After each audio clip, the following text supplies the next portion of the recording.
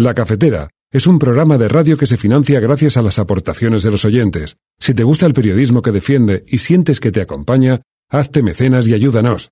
Infórmate en radiocable.com/mecenas. Buenos días, Cafetera. Soy Xavi, os mando este audio desde Valencia y nada, hoy he decidido hacerme mecenas después de mucho tiempo escuchando vuestros programas. En primer lugar, como agradecimiento por lo que digo, por muchos programas haciéndome compañía en el trabajo, en casa y más ahora en tiempo de confinamiento. Y en segundo lugar, porque creo en el periodismo que hacéis, crítico y limpio al mismo tiempo. Y en definitiva porque creo que contribuyendo con ese pequeño granito de arena al mes, estoy haciendo de este mundo un lugar un poquito mejor. Muchas gracias y a seguir. Mucho ánimo. Un abrazo. Son las 8:30 de la mañana. Las 7:30 en la Casa Museo de José Saramago, en Tías, Lanzarote. Buenos días, mundo. ¿Quieres un café? ¿Quieres un café? La Cafetera. Dirige Fernando Berlín. En el programa La Cafetera de Radio Cable. En una entrevista en Radio Cable. Durante 20 minutos en Radio Cable y dice todo lo que van a escuchar. Mañana en La Cafetera de Radio Cable. Radio Cable, que ha conseguido una auténtica primicia. Ha entrevistado esta mañana y ha conseguido situar esa entrevista y lo que le ha dicho en los titulares. Con María Navarro y Pilar de la Peña.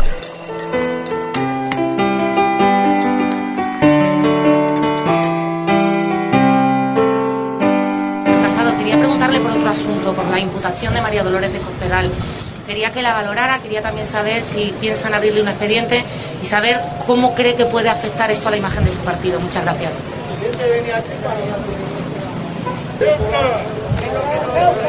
Bueno, estoy bastante de acuerdo con esos caballeros. Yo hace 4 meses dije que no iba a volver a hablar de cuestiones que no me corresponde valorar, que nada tienen que ver con mi responsabilidad como presidente del Partido Popular y mucho menos que tenga que ver con las preocupaciones que ahora tienen los españoles y la necesidad de soluciones como las que hoy hemos venido a aportar. Pues yo le voy a insistir en el mismo tema. Los estatutos del PP dicen que si un miembro del partido es imputado debe abrirse un expediente informativo. Queríamos saber si así se ha procedido en el caso de la señora Cospedal. Yo le agradezco la pregunta y por supuesto respeto muchísimo que insista, pero de verdad que mi compromiso con los valores que representa el Partido Popular en su servicio público siempre han estado vinculados a, como dije hace 4 meses, a hablar de lo que yo puedo valorar y lo que a mí me corresponde valorar y no de cuestiones de las que no tengo ninguna información. Entonces le agradezco la pregunta, pero no le puedo responder nada más. El Partido Popular tendrá que dar explicaciones de sus cuestiones. A mí me da pena que Castilla-La Mancha pues sea noticia porque una expresidenta sea imputada por corrupción y será el Partido Popular el que tenga que explicar si realmente pues esto corresponde al pasado o no. Lo digo porque tienen que ser algo más contundente simplemente que decir que no valoran estas cuestiones. Es que es intolerable.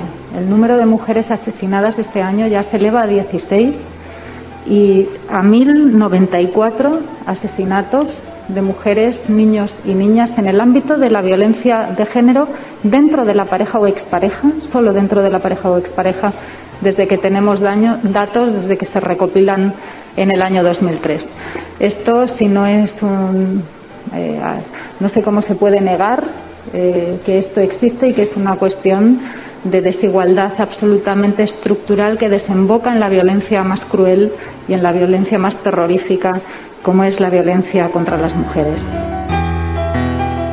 Tenemos todavía un problema gravísimo con los asesinatos. Os propongo que todo lo que digamos aquí esta tarde, todas y en las 2 mesas, sea en honor a ellas y a sus familias, porque en este país hay quien le niega, hay quien niega esta violencia.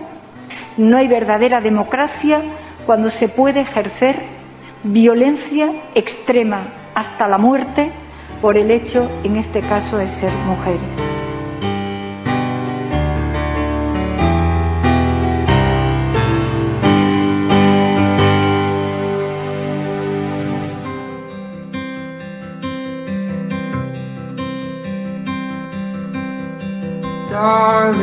I know it's hard to let go.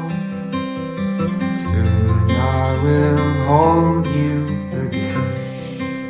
Muy buenos días, bienvenidos y bienvenidas aquí a La Cafetera, un día más. Hoy es 4 de junio de 2021 y con esta música os invitamos a viajar. Porque hoy, aunque no lo creáis, empezamos el día con una buena noticia. Empezamos el programa con una dedicatoria muy especial que enviamos desde aquí a 2 puntos del planeta, a Tenerife y a Wellington.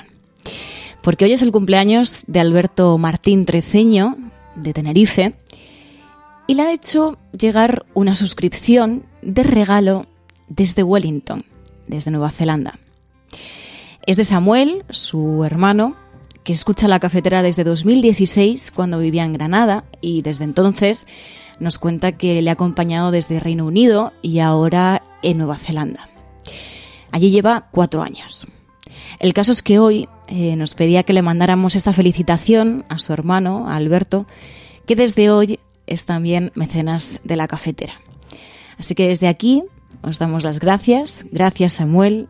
Gracias, Alberto. Y sobre todo, disfrutad de días como hoy. Aunque sea desde la distancia, os deseamos un feliz día, os mandamos un abrazo fortísimo y os damos las gracias por formar parte de esta gran familia. Muchísimas, muchísimas gracias.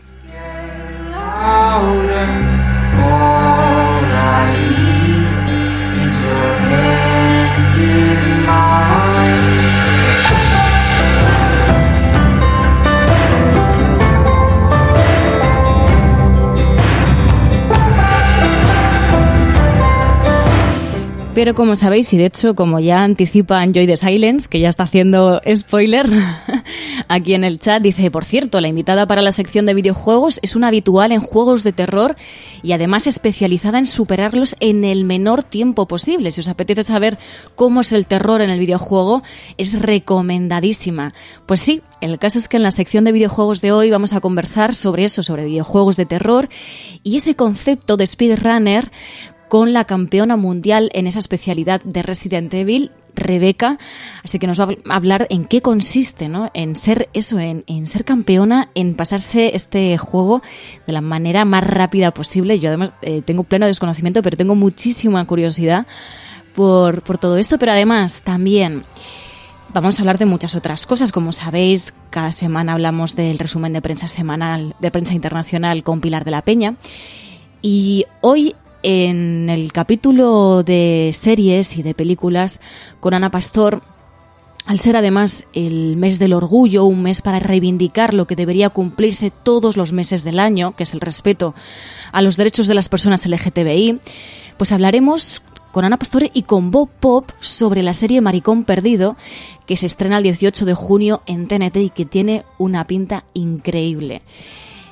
Además, como sabéis, cada viernes cerramos el programa con los maravillosos relatos de Ainhoa Goñi y esta vez va a ser en la voz de la actriz Salud Martínez.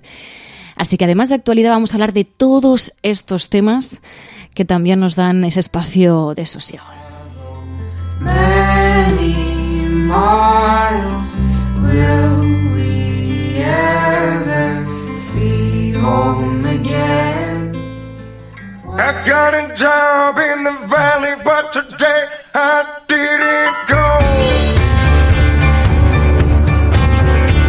I need a day off, but the boss says hell no. I'm gonna get drunk and smoke 3 packs of Marlboros. And part of me thinks I ain't ever gonna make it back home. I got a wife at the house, but she got no love for me. Vamos a animar esto, ya hemos tenido nuestro espacio de profundidad, de agradecimientos, de gratitud y ese espacio con el que hemos empezado arrancando, viajando. Y ponemos esta música para arrancar y para, sobre todo, dar las gracias también a aquellas personas que os habéis levantado pronto una mañana más. Estáis aquí al pie del cañón, en la Resistencia. Muy buenos días, Od de Muria, Isabel Aceitunilla, Ángel, Edi Muscus, Enrique Quesada. También tenemos por aquí, estoy viendo, a ver, Augusto Sánchez, Abeca. Muy buenos días, Chesco Trillo. Ya os veo por aquí. El hashtag con el que vamos a compartir todo lo que queramos compartir en este programa de hoy, para comentar el programa de hoy, es Almohadilla la Cafetera Imputaciones. Almohadilla la Cafetera Imputaciones con 2 P's.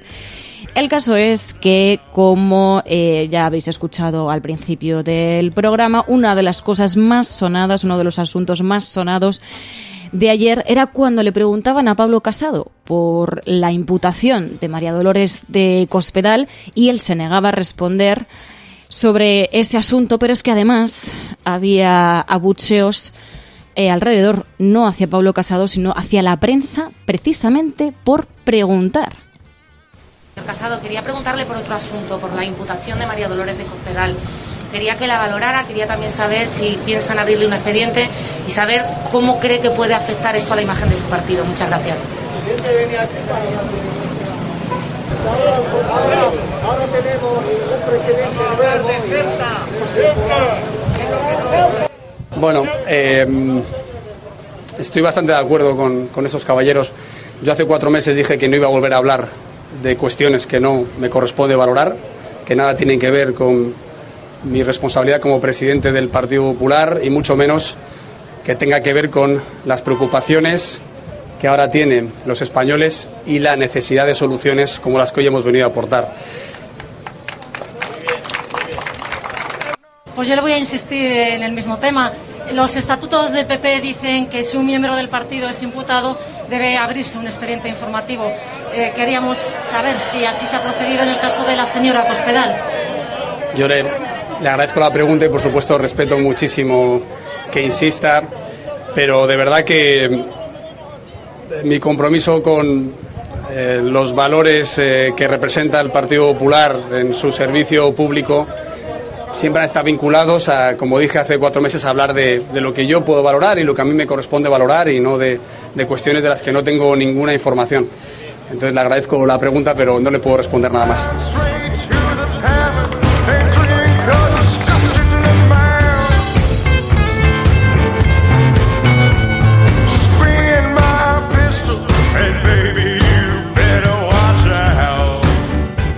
Bueno, como os podéis imaginar, esto ha generado bastante revuelo en las redes.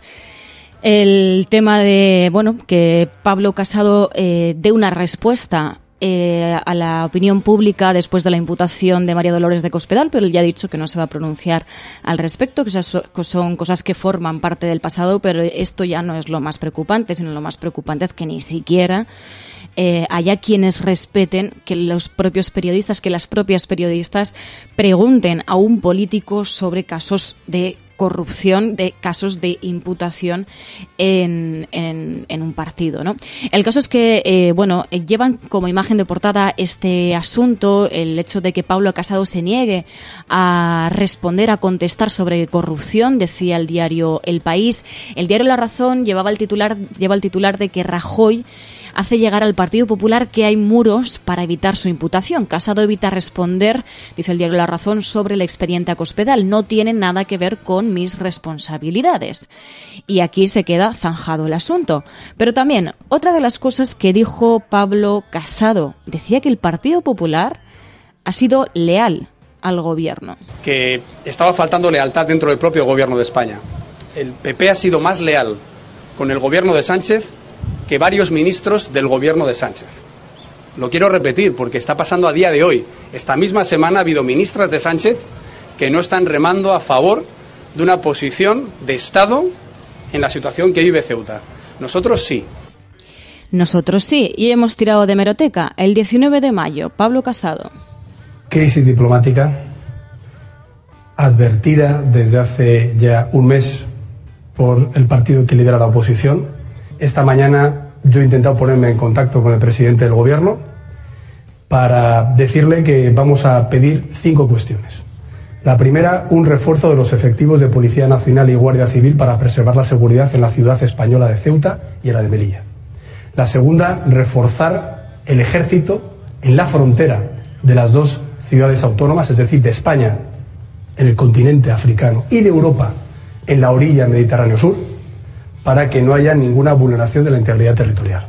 En tercer lugar, un restablecimiento, o dicho de forma más concreta, un fortalecimiento de las relaciones diplomáticas con Marruecos para que se pueda proceder a la devolución inmediata de los inmigrantes que han entrado de forma irregular y para que se pueda recuperar la relación comercial y la relación estratégica de vecindad que ha sufrido en las últimas semanas por cuestiones no informadas ni al Parlamento español ni a un socio estratégico como es Marruecos. El 20 de mayo. Cuando un barco hace aguas, el capitán no puede prometer a la tripulación y al pasaje recorrer la vuelta al mundo. Sin acritud, ha demostrado que le queda grande el gobierno. No ha sabido gestionar ni la crisis sanitaria, ni la crisis económica, ni la crisis territorial, ni la crisis internacional. Sea humilde y déjese ayudar. Hay más lealtad en esta oposición que en su Consejo de Ministros, porque para nosotros lo único que importa es España. Y el 21 de mayo. La crisis diplomática que estamos sufriendo en Ceuta está causada por Marruecos, pero la responsabilidad del gobierno español es haberla evitado. Y llevábamos un mes diciendo que esto iba a pasar. Ha sido la crónica de una crisis anunciada. Y para eso está la oposición, para decir el gobierno tiene todo el apoyo para preservar la soberanía nacional y la integridad de nuestras fronteras.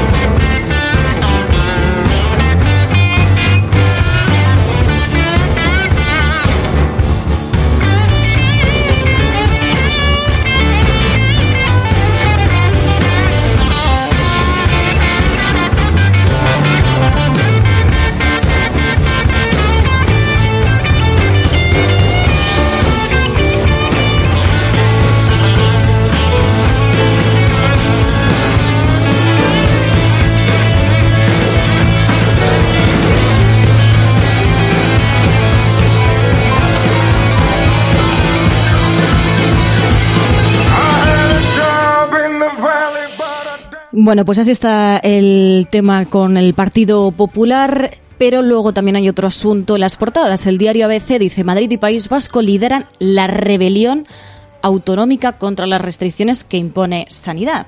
Sin embargo, Ayuso negaba que esto fuese un acto de rebeldía. Muchas gracias. No es una cuestión de rebeldía, porque la rebeldía significa ir contra las normas establecidas y esta norma no es de obligado cumplimiento y no se puede imponer por varios motivos. Sánchez está utilizando la pandemia para ocultar las subidas de impuestos, la subida de la luz y sobre todo para conseguir dinero de manera vergonzosa. Que estamos hablando de una imposición política que no es sanitaria y que es arbitraria. Para que sea obligatoria debería haberse aprobado por unanimidad. Y ni estamos en estado de alarma ni ha habido unanimidad. Y desde luego se vuelve a cebar con la hostelería. Que conmigo no cuenten para arruinar a más ciudadanos. Porque no estamos obligados a cumplir una norma que no parte de un organismo que tiene la capacidad de hacer ley, algo que no lo es. Así que, mientras no sea obligatorio, lo que no vamos a ir es contra los intereses de los ciudadanos. Este gobierno se las tendrá que apañar como sabe hacer para imponer y arrollar, pero desde luego mientras estemos dentro de nuestras propias competencias, sin rebeldía y buscando lo mejor para nuestros ciudadanos, tomaremos las decisiones más equitativas. Claro, la pregunta es si no es un acto de rebeldía porque es una recomendación, porque es una imposición. Y bueno, en todo este lío, ¿no? Semántico, bueno, pues más allá de eso, desde el Partido Socialista, Iceta decía sobre este acuerdo de desescalada, dice: esta decisión se tomó por parte de las comunidades autónomas. La decisión se tomó ayer por votación de las comunidades autónomas. Es verdad, a partir de una propuesta que hizo el Ministerio de Sanidad, pero la decisión la tomaron las comunidades. El gobierno ni siquiera vota en esa toma de decisión. Encarecer a todo el mundo que la cumpla, pero no porque sea una obligación, sino porque nos conviene a todos. Así lo decía Iceta, algo que tampoco que no convencía a Íñigo Urkullu. Es un desconcierto absoluto el que estamos viviendo con respecto a las actitudes del gobierno español, sin planteamientos previos para búsqueda de consensos. El que se planteen en una reunión decisiones de manera unilateral a modo de imposición, pues no es el resultado de una gobernanza colaborativa ni de una cogobernanza. Nosotros vamos a seguir con nuestra hoja de ruta y vamos a esperar además que próximamente tendremos en Euskadi una ley propia contra la pandemia.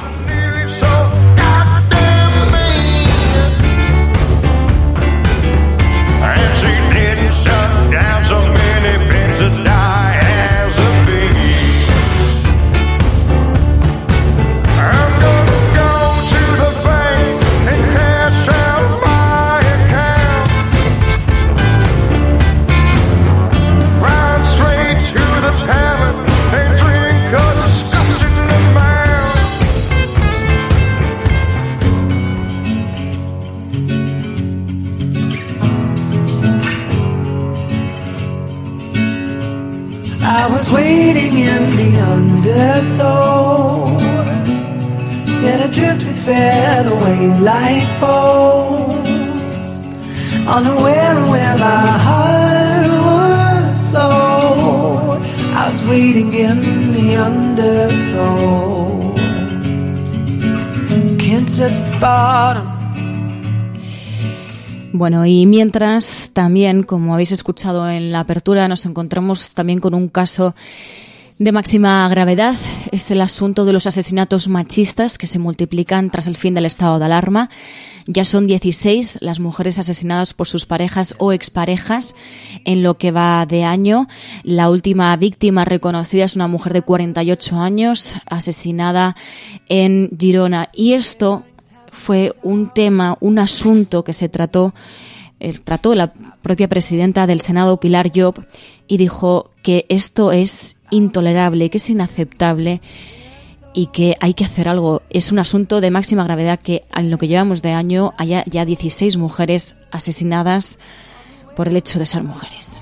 Quiero desde aquí mostrar mi más firme condena, repulsa, rechazo y respeto a la familia de la última víctima asesinada, rechazo por este último crimen de violencia machista que ha tenido lugar en Girona. Llevamos unos días absolutamente terribles que se unen también a la preocupación por la desaparición de Olivia y de Ana, estas dos niñas pequeñas de Canarias, y desde aquí yo también quiero mandar, yo creo que todos, ¿no?, y todas queremos mandar un mensaje de apoyo y de fuerza para su madre. Es que es intolerable. El número de mujeres asesinadas este año ya se eleva a 16 y a 1094 asesinatos de mujeres, niños y niñas en el ámbito de la violencia de género dentro de la pareja o expareja, solo dentro de la pareja o expareja, desde que tenemos datos, desde que se recopilan en el año 2003. Esto, si no es no sé cómo se puede negar que esto existe y que es una cuestión de desigualdad absolutamente estructural que desemboca en la violencia más cruel y en la violencia más terrorífica, como es la violencia contra las mujeres.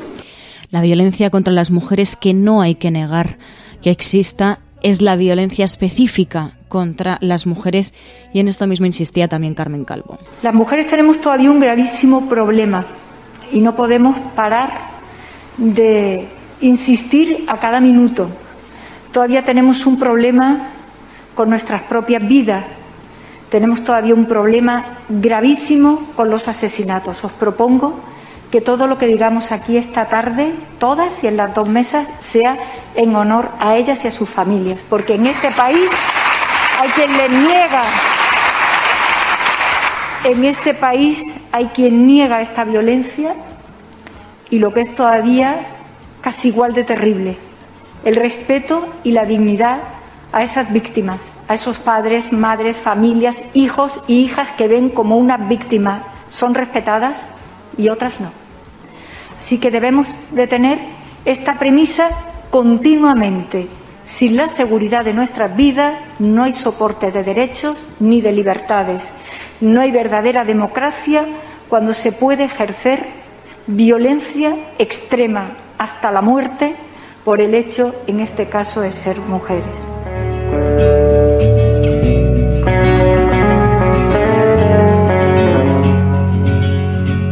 And I was waiting in the undertow, said a trip fell away like bones, unaware where my heart would flow. I was waiting in the undertow, and I was dreaming of the love I love. I fell asleep within an autumn. Bueno, pero como sabéis, la desigualdad está no solamente en la consecuencia más horrible del machismo, que es el asesinato machista, sino también en otro tipo de desigualdades que afectan a las mujeres.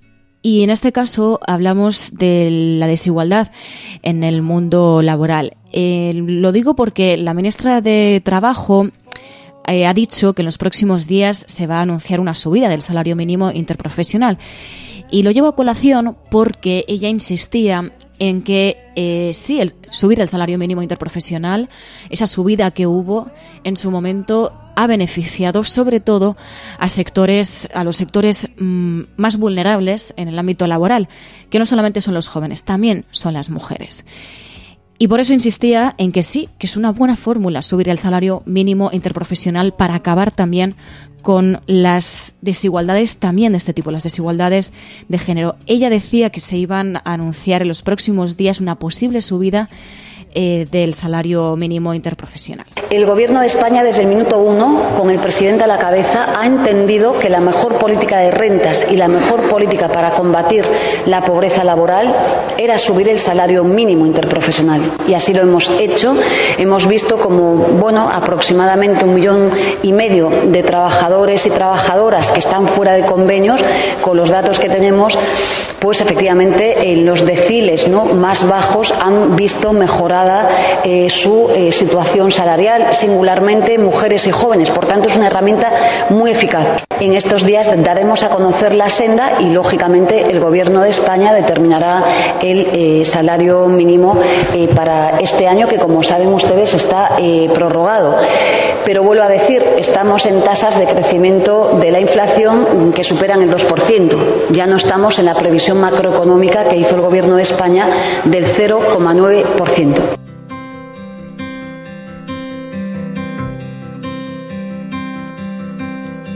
Darling, I know it's hard to let go.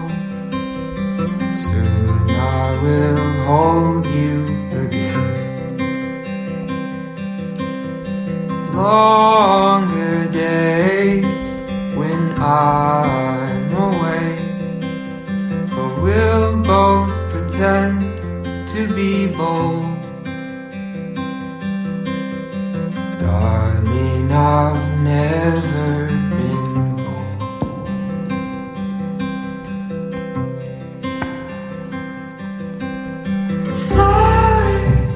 Bueno, y ya con esta música vamos a dar paso a esos espacios de sosiego. Vamos a dar paso en primer lugar a ese resumen de prensa internacional de la mano de Pilar de la Peña.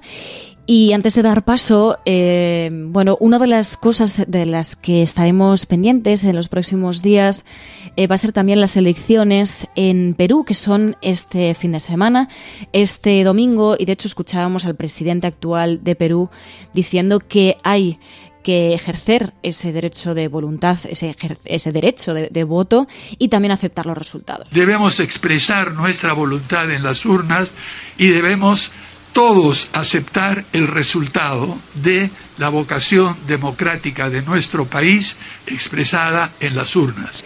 Así lo decía el presidente de Perú, pero como decía, para análisis en profundidad, para detenernos en ese espacio de sosiego, de análisis de prensa internacional de los asuntos más destacados de esta semana.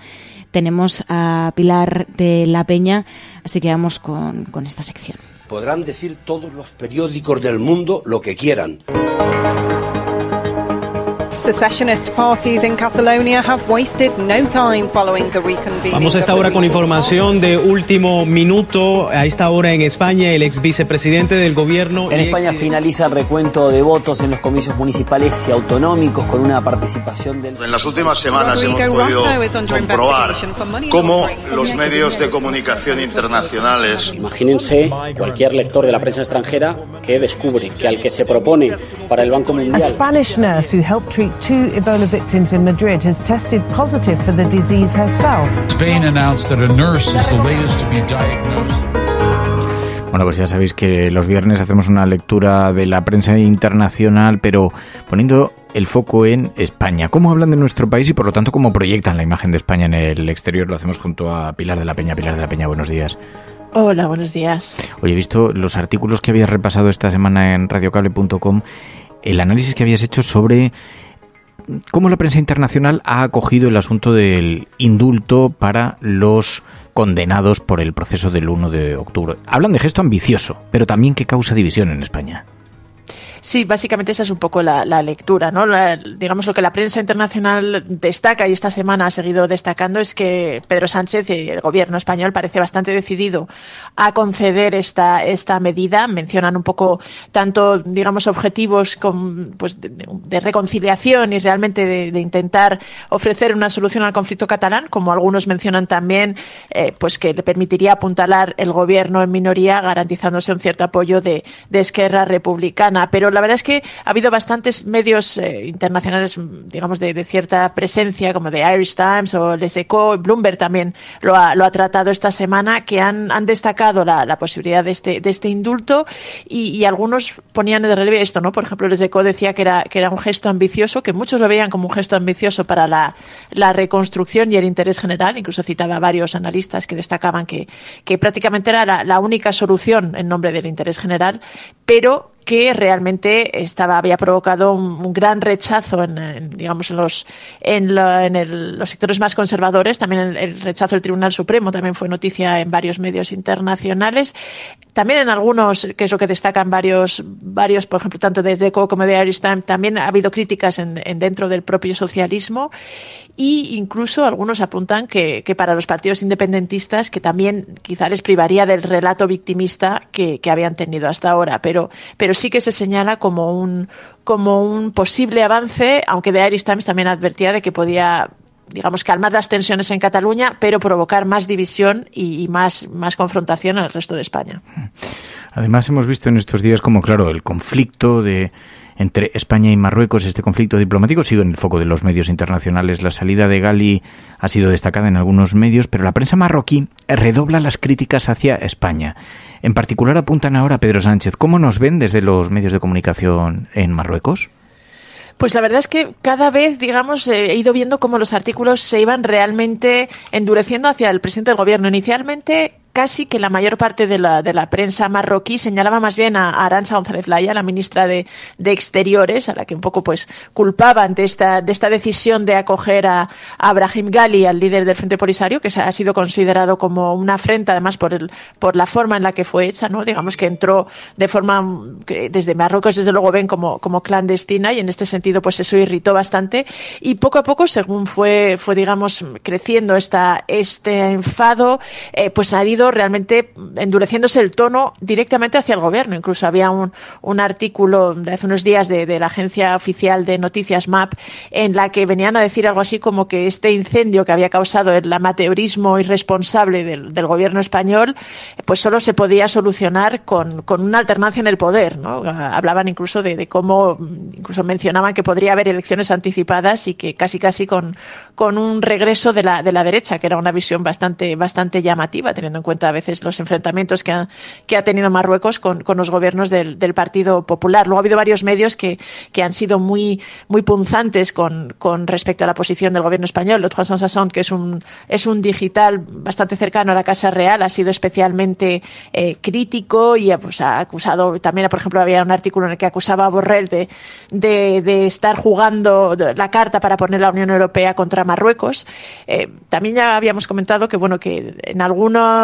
a nivel internacional se considera que Marruecos también ha calculado hasta cierto punto mal algunos de la forma en la que está presionando en este caso, y su imagen exterior también se ha visto tocada, y están intentando pues reconducir esto a un enfrentamiento muy directo con el gobierno de Pedro Sánchez. Había también incluso algún artículo reciente por ejemplo en el magazine Salons, que hablaba de cómo España estaba enfangada y cómo el gobierno de Pedro Sánchez había perdido la brújula, con lo cual sí da la sensación, además se ha recalcado que el conflicto es por el Sáhara, por la posición española sobre el Sáhara, más allá que simplemente por haber acogido a Brahim Ghali, y sí se puede deducir de lo que está señalando, del caldo de cultivo y del ambiente que se respira en la prensa marroquí, que el conflicto con España realmente puede prolongarse y no tiene visos de solucionarse de forma rápida. Oye, aquí en Clave Nacional, nos ha sorprendido mucho la entrevista de Pablo Casado, el líder del Partido Popular, de la oposición, al Financial Times. Ha defendido que quiere un gobierno de salvación nacional en España, similar al de Italia, dice, para reconducir la economía, para bajar impuestos. También minimiza la influencia de Vox, la corrupción. Sí, la entrevista que ha concedido Pablo Casado, el líder del Partido Popular, al Financial Times, ha tenido bastante eco y bastante repercusión aquí en España y fuera de España, ¿no? Digamos que era un poco un intento de Pablo Casado de presentarse a los medios económicos y en la gran biblia de la prensa económica europea y casi mundial, pues de presentarse como una especie de salvaguarda o de alternativa real al gobierno. Desde el Financial Times advertían que lo más probable es que haya elecciones en 2023, salvo que sean anticipadas, pero que si no hasta 2023 no habría elecciones, y en este sentido Pablo Casado intenta un poco diseñar la imagen exterior que le gustaría tener, y en este sentido pues llama la atención que habla esto de un gobierno de salvación nacional, que es el término que ha utilizado el diario británico, y en el que asegura que Pablo Casado se muestra favorable o partidario pues de integrar en este gobierno a gente de distintas sensibilidades, ¿no? Tanto liberales como conservadores, demócratas cristianos, e incluso dice que podrían ser ex socialdemócratas, ¿no? Y menciona en concreto el gobierno de Mario Draghi en Italia, aunque dice que es elegido democrática, o sea que él abogaría por un gobierno elegido democráticamente, no tecnocráticamente como el de Italia. Pero al final la receta económica que defiende es la que ya conocemos, ¿no? Especialmente bajar la bajada de impuestos y reformar o flexibilizar aún más el mercado laboral. Y luego era llamativo en esta entrevista también cómo intentaba desligarse y desmarcarse de la presencia de Vox. También era llamativo que cuando le preguntaba el periodista que si consideraba que Vox era un partido democrático, no contestaba ni que sí ni que no, pero sí se ponía mucho énfasis en intentar distanciarse, ¿no? En decir que el Partido Popular no era no formaba un bloque con la formación de extrema derecha.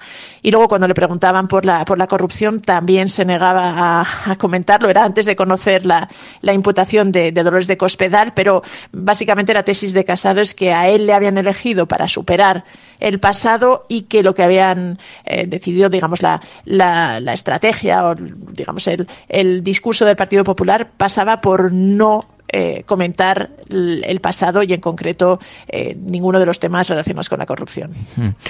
Además de esto, hemos visto también a Manuel Valls en una entrevista en la francesa TF1, donde le han puesto la parodia de Polonia.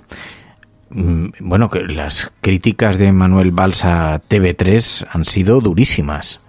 Pues la verdad es que sí, este vídeo que está circulando además por las redes sociales, la parodia del programa satírico de TV3 de Polonia ha tenido muchísimo impacto, y ha sido muy repetida realmente tanto aquí en España como en Francia, curiosamente, que donde ha calado mucho. Es verdad que además coincide con el anuncio del ex primer ministro francés de que va, digamos, a dejar su presencia en la política catalana y va a volver a Francia, o al menos va a estar, digamos, más presente en en territorio del suelo francés, y en este sentido pues la versión que han hecho del Moi Lolita con el Moi Manuel Valls de la cantante Alizée pues ha tenido mucho eco. Y lo irónico es que en un programa de la televisión francesa le preguntan a Manuel Valls por ello, pues un poco como un chascarrillo, ponen un trozo, y aunque en inicio Manuel Valls pues parece intentar decir que sí, que es que demuestra mucho talento, que en fin es una caricatura que a él también le ha hecho reír, pero luego realmente se muestra muy duro con TV3 y acusa a la televisión pública de decir que es una máquina de guerra y propaganda, como no existe otra en ningún otro sitio de Europa, y realmente se muestra, no directamente con Polònia, pero yo te digo más con la televisión pública catalana, muy crítico, y acusa de realmente de dar este trato un poco de cruel y sarcástico a todos los que se oponen al independentismo catalán. Oye, por último, también hemos visto en la prensa internacional, ha habido mucho interés por esta polémica sobre los sellos por la igualdad de Correos que han sido señalados como racistas. ¿Esto también ha tenido impacto en la prensa extranjera? Pues mucho más del que podría pensarse con una polémica de este tipo. La verdad es que ha habido, me he encontrado artículos, especialmente en los medios anglosajones, pero uno de los primeros que se hizo eco de ello fue el Washington Post, que destacaba cómo pues el Servicio Postal Español pues había introducido lo que se supone que era una campaña para denunciar la discriminación racial, que era una campaña bien intencionada, pues hablando un poco, mostrando una serie de sellos, pues esto con este eslogan, ¿no? Sellos por la igualdad, pero que habían decidido dar digamos que los sellos imitaban el color de la piel, y el negro era el de menor valor en comparación con el blanco, que era el de mayor valor. Y destacaba que esto, a pesar de que la intención era evidenciar esta discriminación, pues había sido muy mal recibido y había sido realmente considerado como accidentalmente racista, ¿no? Como recogía el diario. Y después de este artículo del Washington Post, pues ha habido muchos más medios de todo el planeta que se han hecho eco de ellos. El New York Times también, The Telegraph, Euronews, varios, ya te digo, muchos medios en Estados Unidos, y realmente, bueno, ha dejado en cierta controversia esta campaña y la imagen de Correos en todo el mundo. Pues Pilar de la Peña, muchas gracias, Pilar, como siempre. Gracias a vosotras.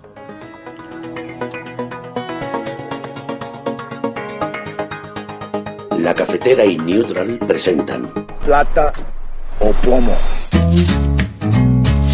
El mundo en series. En el Juego de Tronos, o ganas o mueres. Con Fernando Berlín y Ana Pastor. ¿Sabes dónde estás? Es una radio pirata. De la zona neutral. Nos recuerda un poco por qué luchamos. La noche es oscura y alberga horrores. La noche es oscura y alberga horrores. Nada cambia de golpe. Si estuvieras en una bañera que se calienta poco a poco, morirías hervida sin darte cuenta. Plata o plomo, el mundo a través de las series, de las películas, de los documentales, con Ana Pastor, Neutral. Ana Pastor, buenos días. Muy buenos días, y hoy con una novedad que hemos visto pocos, que me hace mucha ilusión. Muy interesante además, porque sabéis que en junio se celebra el mes del orgullo. Comienza este mes dedicado a concienciar acerca de la diversidad, y con este motivo decía Ana Pastor, pues os invito a ver una propuesta. Se va a estrenar próximamente en TNT, Maricón Perdido, la serie de televisión que firma Bob Pop. Bob Pop, muy buenos días. Muy buenos días, ¿qué tal? Oye, qué propuesta tan interesante, tan valiente. Son retazos de tu vida llevados también a la ficción, pero me parece una propuesta interesantísima, francamente, de verdad.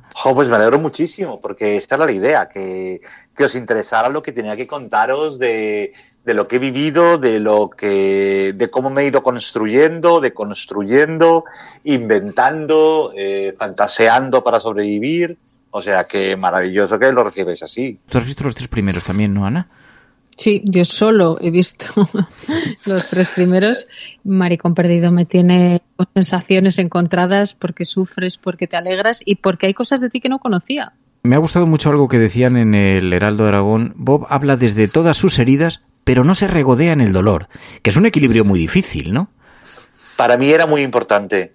Era muy importante, bueno, mostrar las cicatrices, pero pero sin hacer con ellas una exposición del autor, simplemente, bueno, mostrarlas, entender cómo se van curando, o en qué se van convirtiendo, o qué dibujo acaban haciendo, y también mostrar una parte de esperanza. En la serie hay mucha, yo tenía necesidad, y creo que lo hemos conseguido, de contar también la bondad. A mí me importa mucho la bondad, y la serie, pese a que está llena de momentos duros, está lleno de gente maravillosa que me salva. Claro, pues es un equilibrio. Es tu historia, ¿no? Es la historia de tu vida. Sí, es parte de, o sea, son historias de mi vida y que van conformando la historia de quién soy, sí. Es todo, soy todo yo. Soy a topísimo yo. Oye, ¿y cómo decides dar el paso? Porque claro, tú eres un personaje ya muy conocido, te vemos con Andreu Buenafuente. He leído algo que me ha llamado la atención, que me ha interesado también, que decías, hubo un momento en el que, sin el apoyo de Andreu, de Berto Romero, a los que queremos tanto, pero no podría haber hecho una apuesta así, porque en cierta forma también te estás desnudando, estás explicando un poco tu vida, ¿no? Sí, y a ver, no solo el apoyo, sino también el aprendizaje. O sea, yo sin que Andreu le diera autoridad a mi voz en Leitmotiv, y antes en el aire cuando me fichó, yo no me hubiera atrevido a contar esto de esta manera. Por la autoridad. Por otro lado, también porque aprendes el oficio, aprendes las herramientas para contar las historias, jugando con la honestidad brutal, pero también con el humor y con la ternura. Y todo eso, ese ejercicio me lo permitió hacer Andreu en su programa semana tras semana, con lo cual hubiera sido imposible. Igual que está él, igual está también la serie, sobre todo los últimos capítulos, rinde homenaje a Almodóvar, porque él también me enseñó a contar historias, y Berto porque estuvo al lado desde el primer momento. Yo cuando TNT me propuso hacer la serie, que al principio yo me resistí, pero luego ya me convencieron y ya era yo el que estaba engorrilladísimo, yo lo primero que pensé es, quiero tener a Berto enfrente de sparring mientras yo escribo, porque necesito la honestidad creativa que tiene Berto, la sinceridad, el criterio, que creo que es magnífico, y pues gracias a ellos eso está aquí.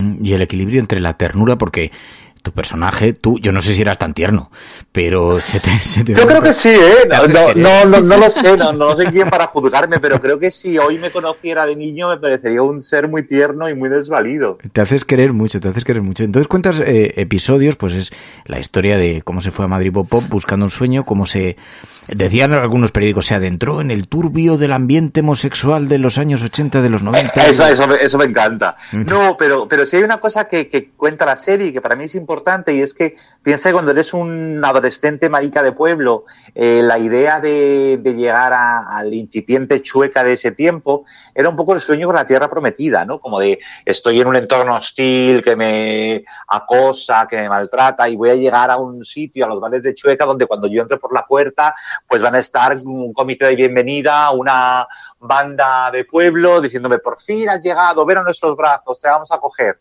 Y el descubrimiento es que ahí tampoco encajas, ¿no? Y es esa primera certeza de que el lugar al que creías escapar para salvarte tampoco es tu lugar de salvación.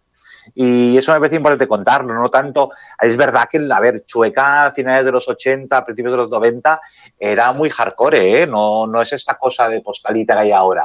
Pero no, turbio, sórdido, bueno, sí, también tenía su morbo. Que conste que era lo que yo he leído en la crónica que se ha publicado. Sí, que yo también lo he leído, me ha hecho gracia. Sí. Pero, es que hay una cosa que la serie muestra y que yo creo que no se ha mostrado muchas veces, y es cómo era de verdad el ambiente gay, el cruising, las saunas. O sea, no pasamos por encima de pasar por un cartel sauna. Pues entraron, no, yo le quiero enseñar a los espectadores cómo es una sauna gay, porque es una labor social que tengo yo en el mundo. Pero totalmente, pero además que todo llevado está trasladado, por eso decía que es valiente en cierta manera, porque tampoco estamos acostumbrados a que en televisión las series se muestren tan abiertas, ¿no? Con esa mirada, y eso es muy importante. Ahí he tenido mucha suerte y estoy súper agradecido a TNT, que yo en todo momento pensaba, a ver cuándo echan a estos por mi culpa, porque iba pasando guiones, íbamos rodando y aquello iba avanzando y digo, pues no, esto sigue para adelante. O sea que la valentía ha sido suya, aunque ellos son industria. Yo no soy nadie, con lo cual tampoco hay valentía porque no me juego nada. Ellos sí que se juegan las perras. A mí me gustaría saber, para escribir esta serie, para ponerla en marcha, ¿las heridas tienen que estar curadas o abiertas, Bob? Pues yo creo que nunca están curadas. Y de hecho es algo de lo que también habla la serie. Es decir, hacemos lo que podemos con ellas.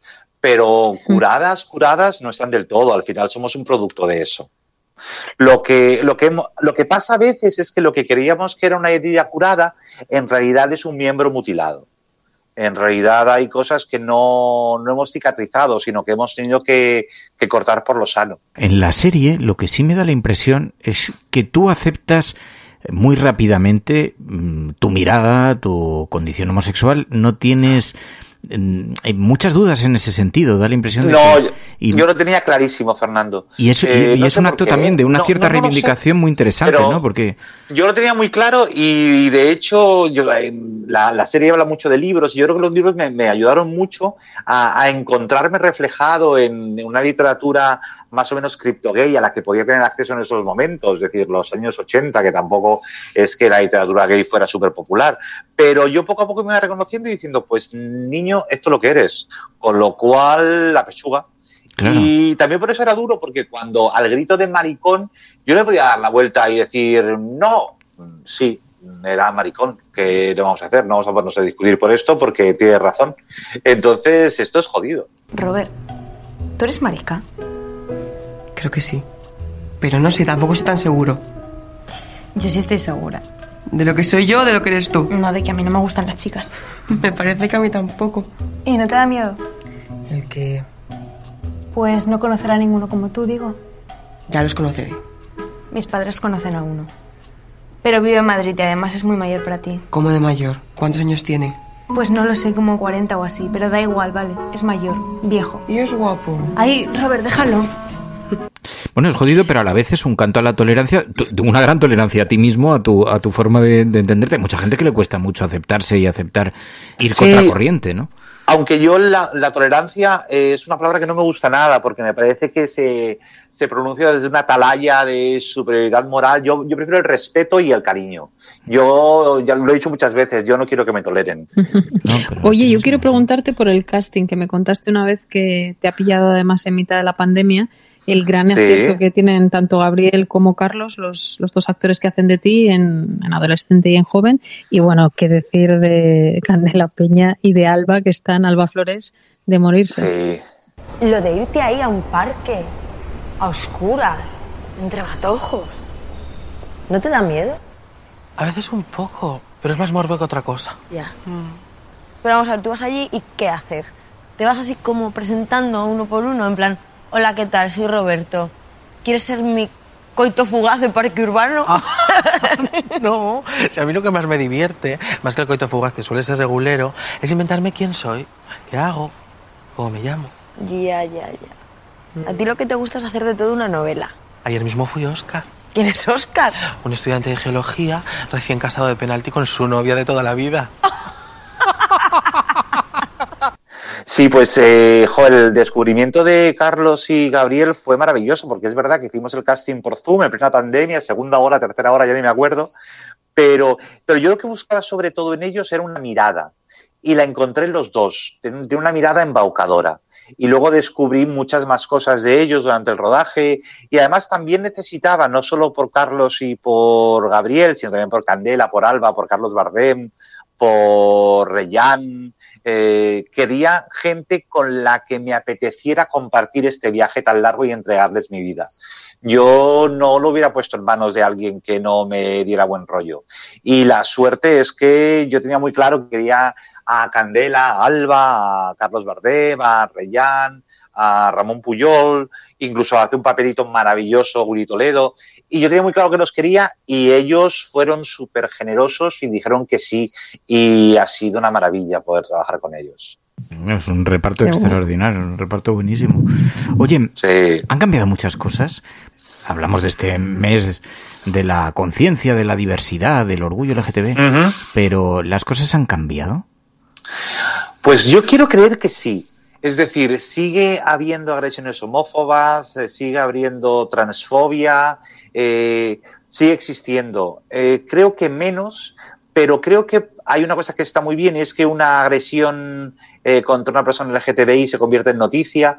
Creo que hemos aprobado leyes que nos protegen y creo que de puertas para adentro los hogares son más refugio de lo que lo fueron para mí, con lo cual ese cambio es muy importante. Y yo creo que también habéis cambiado mucho vosotros, los compañeros de viaje, las compañeras de viaje, lo veis de otra manera, mucho menos dramática, mucho más natural, y creo que en ese sentido hemos mejorado mucho, pese a que siga habiendo cazurros, a los que tenemos que seguir educando poco a poco o poniéndonos frente a ellos. Pues nada, está en Málaga, Bob, que es el gran estreno de la serie antes de que se pueda ver en streaming en TNT, y me gustaría saber de nervios.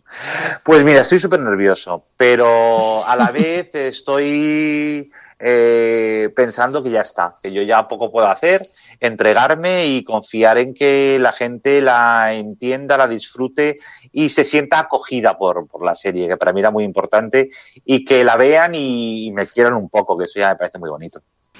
Bueno, pues es Bob Pop con esta serie que se va a estrenar en TNT dentro de unos días, Maricón Perdido. Es todo un canto a la reivindicación, pero también me decía, no a la tolerancia, al respeto, o sea, la palabra que sea, pero en todo caso muy valiente la propuesta y muy interesante. Bob Pop, sabes que te queremos mucho y que te agradecemos muchísimo. Y yo a vosotros, muchísimas gracias, Fernando y Ana. Un abrazo y suerte. Suerte, mucha suerte. Hacerme un hueco. Muchas gracias. Plata o plomo. El mundo en series. En el Juego de Tronos o ganas o mueres. Con Fernando Berlín y Ana Pastor. ¿Sabes dónde estás? Es una radio pirata.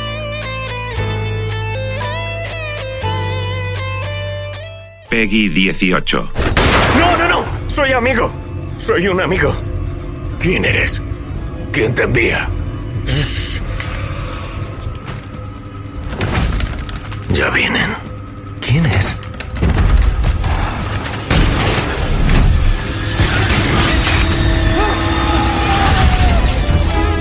Hola Resistencia, una cosa que me gusta mucho son los juegos de terror.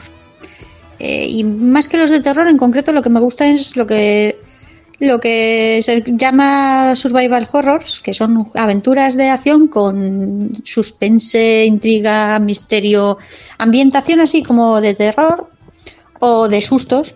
Y entre los más famosos, si no el más famoso, son los de la saga de Resident Evil, que empecé a jugar a ellos con la Play, con el segundo, y la verdad es que en aquella época despegó el género, se puede decir que casi como que lo inventó, aunque no es exactamente así, y son juegos que me gustan mucho. De la misma época, por ejemplo, son los Silent Hill, que son también muy buenos.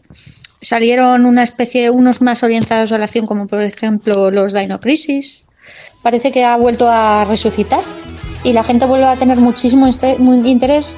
Bueno, pues es viernes, ya sabéis que los viernes abrimos un paréntesis en el programa para hablar de videojuegos, de esta nueva forma de entretenimiento. El grupo de Discord de los oyentes de la cafetera planteaban que teníamos que acercarnos a videojuegos como Resident Evil y otros títulos en los que hay un cierto componente de terror. Y entonces cuando yo preguntaba, digo, bueno, pero ¿con quién podríamos hablar sobre este subgénero o este género dentro del mundo del videojuego? Y entonces me decían, bueno, hay una súper experta, una súper especialista que se llama Rebeca, que además es una jugadora que, a ver si explico esto correctamente, porque es una speedrunner. Es decir, está especializada en terminar los videojuegos a alta velocidad. Otros dedicamos meses y meses a acabarlos, pero Rebeca, muy buenos días. Muy buenos días, un gusto. Oye, muchísimas gracias en primer lugar por atendernos. Bueno, creo que tu nombre real es Gloria, pero precisamente utilizas el nombre de uno de los personajes de este videojuego como nickname, ¿no? Así es. Bueno, mi nombre es Gloria Faría, más conocida como Rebeca. Soy actualmente una speedrunner que lleva 7 años compitiendo, específicamente en la saga de Resident Evil. También me especializo en otros juegos, pero al que más le he dedicado años es a la saga de Resident Evil. Y entonces aclárame esto, primero porque me decían los oyentes, es speedrunner.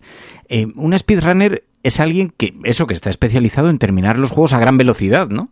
Así es. Lo que hacemos nosotros es agarrar un juego al cual le tenemos mucho cariño y sabemos que le podemos dedicar un buen tiempo. Tenemos un cronómetro al lado y tratamos de hacer un juego lo más rápido posible, con sus ciertas reglas, puede ser con glitches, sin glitches. Hay varias categorías por lo mismo.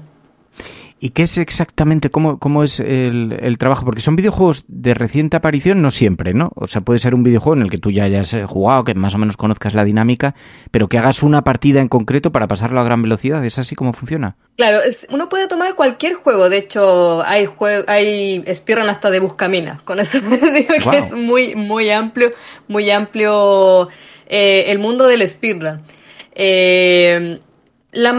La mayoría de los juegos que se le hace speedrun generalmente son juegos bien antiguos, que llevan un buen tiempo siendo populares, aunque últimamente cuando salen juegos ya a la semana siguiente ya hay gente haciendo el speedrun. Por ejemplo, el último juego que salió de Resident Evil es el Resident Evil Village, y ya a los días después ya había gente tratando de hacer el speedrun. ¿Y entonces hay campeonatos de esto también? Claro, o sea, no es como que a diferencia de otra rama de los eSports, no es que uno gane dinero haciendo speedrun, o sea, no es como que uno tenga un récord mundial y reciba dinero a cambio, sino que es más que nada como un mérito personal. El apoyo monetario que tenemos es por la gente que nos ve y nos apoya como viewers, tanto en Twitch como en otras plataformas, pero generalmente la mayoría estamos en Twitch porque en Twitch es donde se hacen eventos importantes de speedrun, que generalmente se hacen para caridad. Son eventos benéficos. Me decía Joy de Salens, un oyente, me decía, bueno, esto ha vivido una auténtica explosión esta forma de jugar en los últimos años, hasta el punto de que se han llegado a realizar actos benéficos, ¿no? Así es, lleva harto años, que es la más conocida, la Games Done Quick, que se hace en Estados Unidos. Ajá, es una competición. ¿Y cuánto tiempo tú entrenas? ¿Cómo lo haces? ¿Cómo es tu dinámica de trabajo? Generalmente lo que hago es tomar el juego, me pongo a ver videos. Cuando tengo alguna duda específica suelo contactarme con gente que ya lleva tiempo en el juego para hacerle preguntas específicas. Y ya luego lo que hago yo es hacer como guardados estratégicos. Por ejemplo, en el caso de Resident Evil, uno junta unas tintas donde se guarda como en una especie de máquina de escribir. Entonces yo hago guardados en lugares donde son los más complicados y empiezo a hacer ensayo y error, repetición, hasta desarrollar lo que uno le llama la memoria muscular. Cosa de que ya en algún momento uno lo sienta como cómodo y ya se vuelve consistente. Entonces ya en un momento, obviamente las primeras veces uno lo falla y ya después de una cierta cantidad de horas practicándolo, ya después se hace amigable a uno con la memoria muscular. Eso es lo que generalmente hago. Guardo en ciertos lugares y repito secciones. ¿Y después te superas a ti misma en los tiempos? Así es. Las primeras veces se supera uno a sí mismo. Obviamente los primeros tiempos siempre suelen ser más o menos. Y ya después con el tiempo uno empieza a encontrar ciertos detalles que al final, por esos pequeños detalles uno puede bajar incluso hasta minutos. Eso me pasó con el Resident Evil 2. Cuando yo empecé la primera vez hace 7 años, mis primeros tiempos fue 1:14.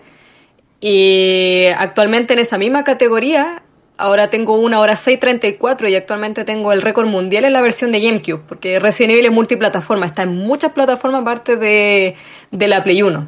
Wow, y tienes el récord mundial. ¿Se puede hacer una profesión de esto? ¿Puedes vivir de esto? ¿Hay sponsors como en otras actividades de los eSports? Mira, si yo hubiera vivido en Estados Unidos o en Europa, probablemente podría haber vivido de esto, pero lamentablemente acá, especialmente en Latinoamérica, no hay mucho conocimiento del speedrun, a pesar de que ahora se está volviendo más popular, pero imagínate que hace 7 años atrás nadie tenía idea del speedrun, ni siquiera de los eventos de afuera. Entonces, generalmente cuando un equipo agarra a un jugador, generalmente es como LOL, Call of Duty, Counter y eso sería.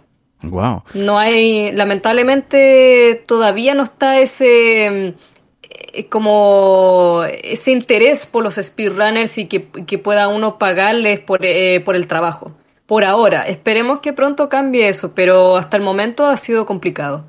Ahora, en el equipo en el que estoy actualmente, que es Arena Esports, ha sido el primer equipo acá en Chile, yo diría que en Latinoamérica, donde reciben a un speedrunner y además le apoyan en muchas cosas. Wow. En ese sentido, pero en general cuesta mucho el tema de buscar apoyo. Claro. Y profesionalmente, ¿cómo? Claro, porque el hecho de tú retransmites tus partidas a través de plataformas como Twitch, las retransmites en vídeo y eso hay una serie de gratificaciones que pueden enviar los espectadores y que te pueden enviar. ¿Puedes vivir de esto o tienes que tener otras actividades laborales? Actualmente ahora estoy con más apoyo que hace unos años atrás, pero aún así sigue siendo difícil vivir de ello. Entonces, básicamente es como mi trabajo medio tiempo actualmente. Algún día me gustaría hacerlo full time, pero en este momento es medio tiempo y por otro lado estoy trabajando en otras cosas, como por el tema de la pandemia, como acá en Chile los gimnasios están cerrados y mis padres vivían de ello. Yo me dediqué a ayudar a mi padre a hacer las clases online de personal trainer. Entonces, como yo tengo una cámara y tengo un micrófono y manejo el tema tecnológico, le dije, bueno, yo te ayudo con el tema de las videollamadas y él se dedica a hacer las clases. Entonces, actualmente estamos haciendo un negocio familiar. Claro, qué interesante, pero claro, eso es muy interesante, pero estamos hablando con ni más ni menos que una campeona mundial en eGames. Y, oye, te quiero preguntar, porque decíamos hoy precisamente, queríamos hablar sobre los videojuegos y el aspecto del tratamiento del terror dentro del videojuego. ¿Resident Evil podría estar dentro de esta categoría? Bueno, siempre he considerado que el tema de los videojuegos de horror, terror, es subjetivo el tema del miedo, porque, por ejemplo, pasa que hay gente, no sé, que le da miedo los fantasmas o la oscuridad o muchas cosas, es como muy personal el tema del miedo. Yo podría decir que Resident Evil, más que dar miedo así al punto en que uno tirita, creo que más es factor tensión. O sea, el tema de que uno entra a algún lugar, a un espacio y aparece un enemigo que te salta encima y uno se empieza a poner nervioso y corre o trata de pelear contra él. Entonces, para algunas personas puede ser miedo, pero creo que para la mayoría siempre fue un factor tensión, porque Resident Evil es ciencia ficción, entonces como que la gente se enfocaba más en el tema de las mutaciones, como que eran grotescas, como que eran fuertes de ver, las muertes también, pero así como un miedo fuerte, muy pocas personas lo han vivido, sino que, por ejemplo, hay ciertas situaciones de Resident Evil que han provocado como un pequeño grito, como un pequeño salto. Por ejemplo, los que son los factores sorpresa. En el caso, por ejemplo, el más conocido de Resident Evil 3, cuando Nemesis salta por una ventana. Más que miedo, creo que todo nos dejó como impactados. Claro, porque era algo inesperado. Creo que el factor fue por el factor sorpresa, pero en general no es un juego que es como, por ejemplo, Silent Hill. Silent Hill es factor psicológico y Silent Hill, como es fuerte de ver por las representaciones de los enemigos en el juego, suele dar un poquito más de miedo. Pero en el caso de Resident Evil diría que más tensión, más nervios que otra cosa. Claro, los sobresaltos, igual la tensión así acumulada. Y te referías también a Silent Hill. Dicen que hay una cierta rivalidad sana entre esas sagas, ¿no? Claro, porque ambos son géneros survival horror, pero igual tienen sus diferencias en el sentido que Silent Hill se destaca más por el terror psicológico, que tiene que ver con el protagonista del juego, mayoritariamente. Y en el caso de Resident Evil, ciencia ficción, como lo que hemos visto, no sé, por ejemplo, en las películas de Alien o en películas de zombie, que generalmente, más que el factor miedo, suele ser el factor como fuerte. Por ejemplo, en el caso de Resident Evil, el tema que había contado anteriormente, las mutaciones que son impactantes, cómo mutaban ciertos enemigos, las muertes que provocaban ciertos enemigos que eran súper explícitas. Cae más en la categoría horror, definitivamente. Porque ¿cuál es el argumento de estos juegos? Resident Evil, ¿cuál es, digamos, la sinopsis del juego? El juego generalmente parte... este juego salió en el año 96 aproximadamente. Primeramente estaban habiendo unos sucesos bien extraños, muertes extrañas en unas montañas en la ciudad de Raccoon City. donde habían personas que estaban siendo mutiladas, estaban teniendo como marcas como que un animal lo hubiera atacado. Esa era la hipótesis que tenía. Entonces había unas fuerzas especiales dentro del departamento de policía, que son los STARS, que fueron a investigar ese lugar. Entonces, de primera se encuentran en el bosque donde estaban ocurriendo los asesinatos, y de primera atacan unos perros, pero no eran unos perros cualquiera, sino que eran unos perros sumamente agresivos que atacaron en jauría a uno de los personajes que fallece al principio, que es Joseph. Y justamente se escapan de esa situación y entran justamente a una mansión que estaba en las montañas, una mansión gigante, y dentro de la mansión ocurren varios sucesos extraños. Aparecen zombies, mutaciones genéticas, por ejemplo el más conocido, que es el Hunter, es una mezcla de humano con reptil. Hay como varias mutaciones así, que es como humano con un animal o con un insecto o con un reptil anfibio. Eso es lo interesante, que trabajan mucho con el tema biológico. Una pregunta que nos hacíamos, ¿se ha cuidado mucho a los fans con estos remakes? Porque desde las primeras entregas había quien preguntaba, ¿se nota cierto cansancio o todo lo contrario? ¿O la historia se sigue sosteniendo? En los remakes que han salido actualmente, el 2 creo que ha sido el mejor que han hecho en estos tiempos, porque para mí el mejor remake que han hecho en Resident Evil ha sido el del 1, que salió para la GameCube al principio. El 2 fue muy bueno, ningún problema con ello. O sea, obviamente tiene sus contras en comparación al original, pero son muy mínimas. Pero después que salió el 3, ahí volvió a decaer. Ahí volvió a decaer el tema de que en vez de agregar más historia, terminaron acortándola. Terminaron sacando lugares muy, muy importantes, que por ejemplo está la torre de reloj en el Resident 3. Era una parte muy icónica en la versión original, y en la versión remake lo sacaron. Entonces, por último, claro, entonces podrían haber aprovechado más lugares explorables, pero no lo supieron aprovechar. Fue muy corto el juego, demasiado corto. Ahora, lo que está escuchándose mucho y fuerte es que puede salir un remake del 4. Pero igual hay una preocupación, porque si hubieran mantenido igual como la línea del 2 remake, que iban súper bien con el trabajo, ningún problema, pero si le van a dar el mismo cariño que al Resident 3 remake, ahí hay como una preocupación grande. Pero en general siempre los remakes venden por el factor nostalgia, eso es indiscutible. Y de todos los videojuegos que has jugado, nos mencionamos el Silent Hill, Resident Evil, no hemos mencionado The Last of Us, que merece un capítulo aparte, porque bueno, yo soy súper fan sin haberlo jugado jamás, y estoy deseando, digo, a ver si alguien me pasa una Play para echarle un vistazo, porque dicen que te cambia la percepción incluso sobre la violencia. Pero de todos estos títulos que hay, más o menos referidos al miedo psicológico, al terror o a la tensión o estos sobresaltos, ¿cuál es el que más pánico dicen que puede provocar? Para los que sean muy aficionados al terror, no hayan jugado a videojuegos nunca y digan, pues si te expones a esto, alucinas en colores. ¿Cuál dirías que es el título? Uy, que es difícil. Es que es difícil pensar cuál podría ser el que podría asustar a muchos, por el tema de que no a todos les da miedo las mismas cosas. No sé si me explico. En el sentido que, por ejemplo, hubo un tiempo que el terror se usaba mucho el tema de los jumpscares, el tema del factor sorpresa. Entonces a la gente le daba miedo juegos como Slenderman, que eran juegos como que uno iba caminando y generalmente te aparecía de repente y aparecía como un grito y cosas así, y después hicieron juegos parecidos. Después empezaron a aparecer otros tipos de juegos donde predomina más la historia, pero dentro de la historia también hay como algo muy fuerte. Entonces, yo creo que es súper personal cuál podría ser, pero generalmente siempre los juegos más potentes dentro del género horror o terror está... Por ejemplo, aparte de Silent Hill, diría que está Fatal Frame o Project Zero, que es como un terror más oriental, que son como fantasmas orientales, y generalmente a la mayoría siempre nos da miedo, incluso las películas de horror.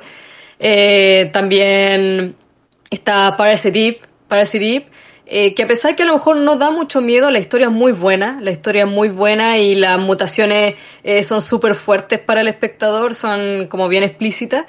Hay varios más, está Dead Space, que no salió hace para nosotros no salió hace mucho tiempo, pero igual sigue siendo un juego más o menos antiguo. La saga de Dead Space, que también trabaja mucho con el tema del ambiente oscuro. Creo que eso a mucha gente lo agobia y de hecho también provoca un poco de miedo.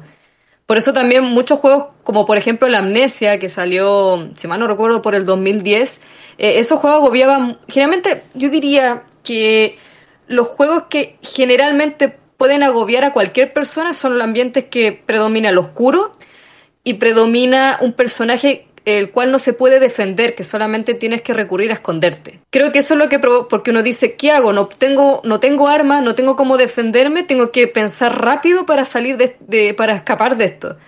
Creo que eso generalmente es lo que podría ser general para todos. Pero como digo, siempre el terror encuentro que es súper subjetivo. Hay muchos juegos, hay juegos con RPG Maker, que a lo mejor no se ven como visualmente muy de miedo, pero han hecho hartas cosas para provocar tensión. Por ejemplo, yo hago speedrun de otro juego que se llama el Corpse Party. Ese también es de RPG Maker y si bien la visualización es como bien tierna, son como personajes chiquititos al estilo chibi, medio anime, hay partes que son muy fuertes, la historia es bastante interesante. Entonces, como digo, son factores muy personales a la hora de elegir cuál podría ser el que más da miedo para el espectador. Pues ella es Rebeca R., es toda una número 1 en speedrunning, en competir a gran velocidad, terminar juegos a gran velocidad, y te agradecemos muchísimo, Rebeca, una auténtica experta también en videojuegos con esta temática. Te agradecemos muchísimo que hayas atendido esta llamada. Seguiremos muy de cerca todos tus campeonatos, Rebeca, muchísimas gracias. Igualmente, muchas gracias por la oportunidad.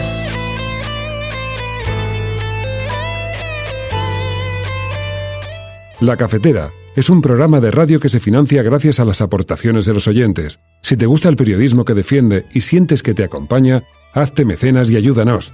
Infórmate en radiocable.com/mecenas.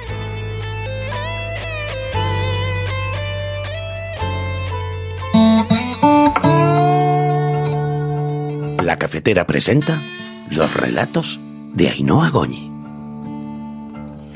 Bueno, viernes de cuento, viernes de relato con Ainhoa Goñi. Ainhoa Goñi, muy buenos días. Muy buenas, ¿cómo estáis? Oye, pues con muchas ganas de escuchar el relato de esta semana, porque además es una historia, fíjate, que había llegado a través de Twitter, a través de un mensaje en Twitter. Ponnos sobre antecedentes. Pues mira, es muy curioso porque además lo descubrió Patxi y es una persona que es actriz, pero que no puede desarrollar todo el trabajo que le gustaría.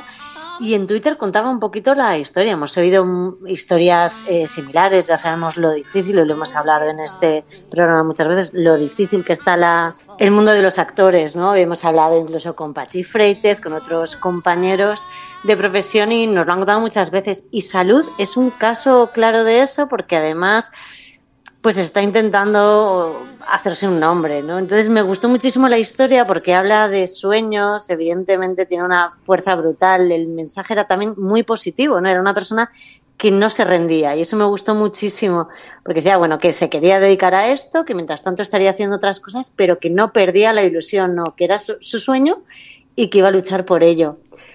Así que bueno, pues nos pusimos en contacto con ella y a partir de ahí, pues salió el relato y ella no lo sabía. La contactamos y le dijimos, mira, hemos escrito esto y nos encantaría que lo leyeses tú. Y bueno, pasó la pandemia, ha pasado de todo.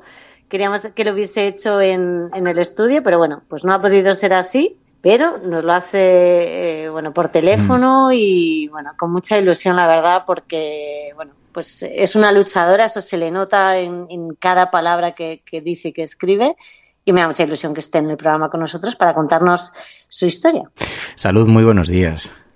Hola, buenos días. ¿Qué tal? ¿Cómo estáis? Muchísimas gracias. Ay, es que nos gusta tanto, especialmente además la gente, oye, que expusiste lo difícil que es luchar cada día, pero también la fuerza que es necesario y la motivación colocada sobre la mesa de no hay que ceder, hay que seguir intentándolo a pesar de las dificultades, y más en este tiempo que hemos estado viviendo tan difícil, ¿no? Está claro, y yo creo que además va muy unido. Si tienes inquietudes artísticas, ya no solamente como actriz, sino en cualquier faceta artística, el momento este de decir, cuesta Dios y ayuda, pero no me rindo, yo creo que lo tienes que tener de la mano. Más que nada porque es que es así. O sea, el factor suerte o esos momentos, ¿no? Esas anécdotas que conocemos de me descubrieron de repente, que es un 1 o 2%. Entonces, el rechazo constante yo creo que es algo que está ahí y va contigo. Si eres artista, tienes que superar el miedo al rechazo. Bueno, es que es una parte de esa actividad también lo convierte en algo muy duro. Muchas veces hablamos con nuestro Pachi Freites, nuestro actor de cabecera, y Pachi siempre nos cuenta, claro, tienes que estar muy preparado, pero te pasa factura necesariamente. Joder, es que es un esfuerzo y acudir sistemáticamente a pruebas, a castings, y no, es que el registro que busca el director se parece, pero está un poco en otra, y ya tienes que estar batallando contra eso. Tiene que ser muy duro, ¿no?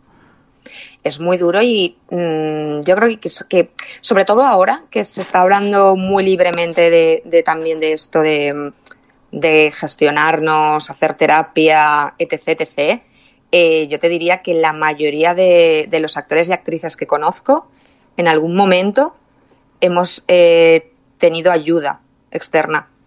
Más que nada porque gestionar constantemente el decir, ostras, es que este mes he hecho X castings, X cantidad de casting y todos no. Es que es un no constante. Y siempre el no, y siempre el no.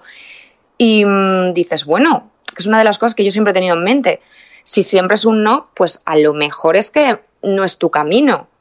Pero claro, si al mismo tiempo te están llamando para oportunidades o para castings más importantes, más allá de publicidad, o te proponen para X personajes, dices, bueno, pues entonces sí que estoy en el camino, sí que soy buena, sí que estoy ahí.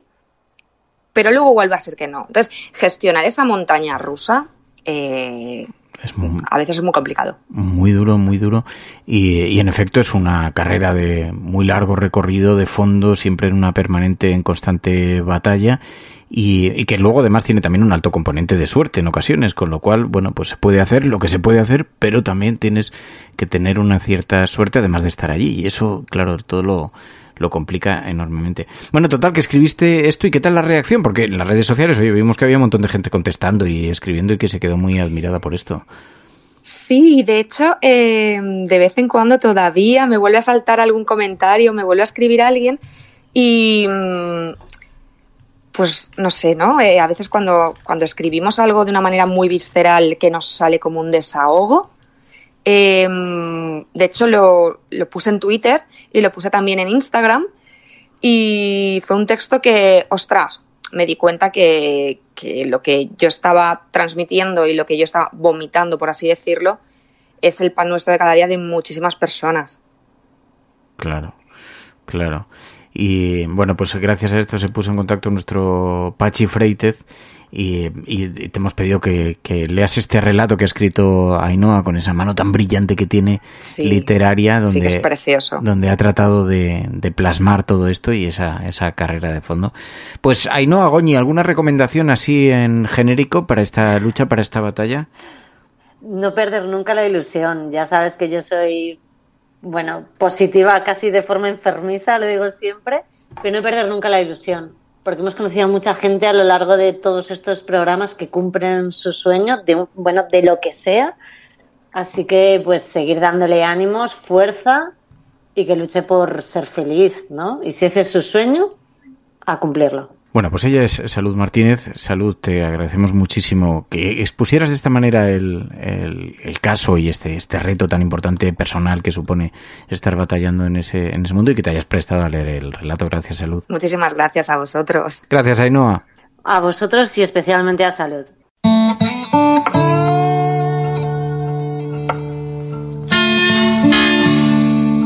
Esta ciudad es preciosa los lunes por la mañana. También me gusta los miércoles por la tarde.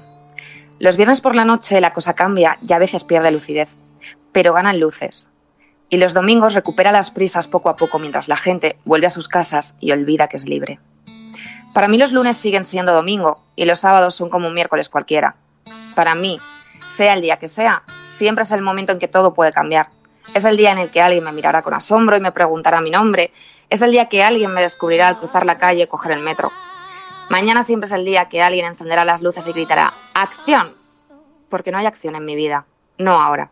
Me siento encerrada en un cuerpo sin poder sacar todas las yo que hay dentro. A todos los personajes que gritan para que los libere, para que les dé vida, para que los haga reales. Me muevo, busco, corro, me convierto en una mujer enfadada, sonrío a un niño que come cereales, plancho un producto que huele a flores silvestres. Sí, pero no hay acción de verdad, porque ninguno de esos papeles me puede dar de comer, porque soy una actriz sin una historia que contar, porque soy una artista condenada a no enseñar lo que sabe hacer. Sigo sin recibir esa llamada de la que todo el mundo ha oído hablar, esa llamada que todo lo hace posible, esa llamada que sabe a magia.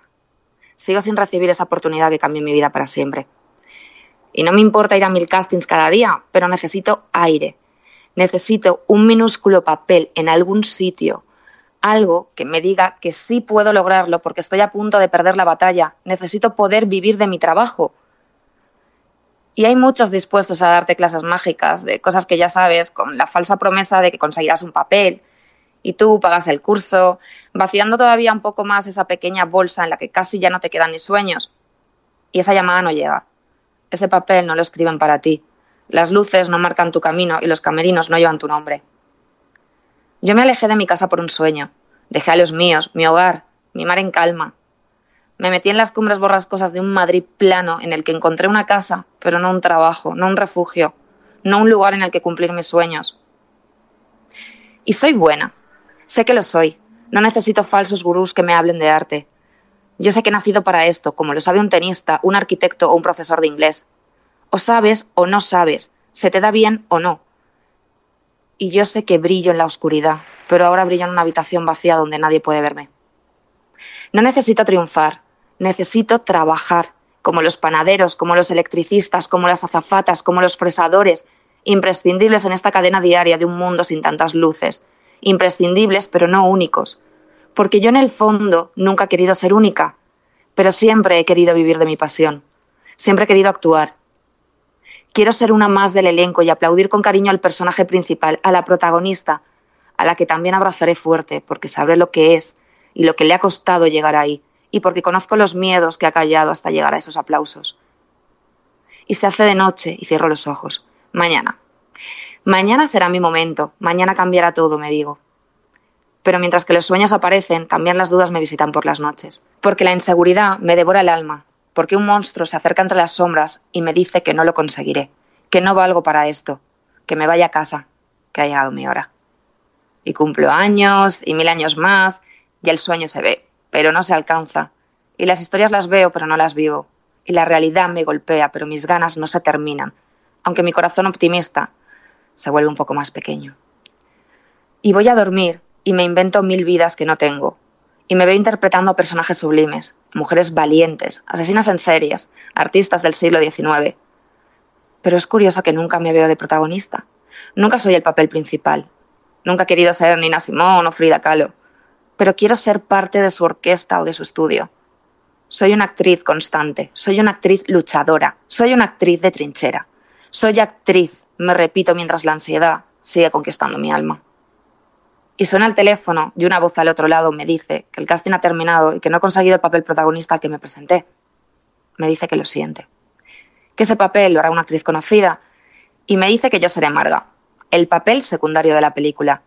Y me pongo a gritar por teléfono sin que ella entienda que es mi sueño, que a mí me da igual, que por fin soy una actriz con papel, soy una artista con una historia que contar, soy una mujer con trabajo, aunque sea peculiar, pero es mi trabajo.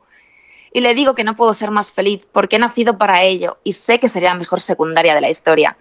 Y voy a dormir sabiendo que hoy ha cambiado mi suerte, que esa llamada me ha dado la vida, que por fin podré enseñar todo lo que tengo dentro, porque pocos han cogido un secundario con la fuerza del protagonista de una obra de arte. Soy actriz, soy actriz, soy actriz, y a partir de mañana seré una actriz con un papel, seré una actriz con trabajo. Se encienden los focos y alguien grita, ¡acción!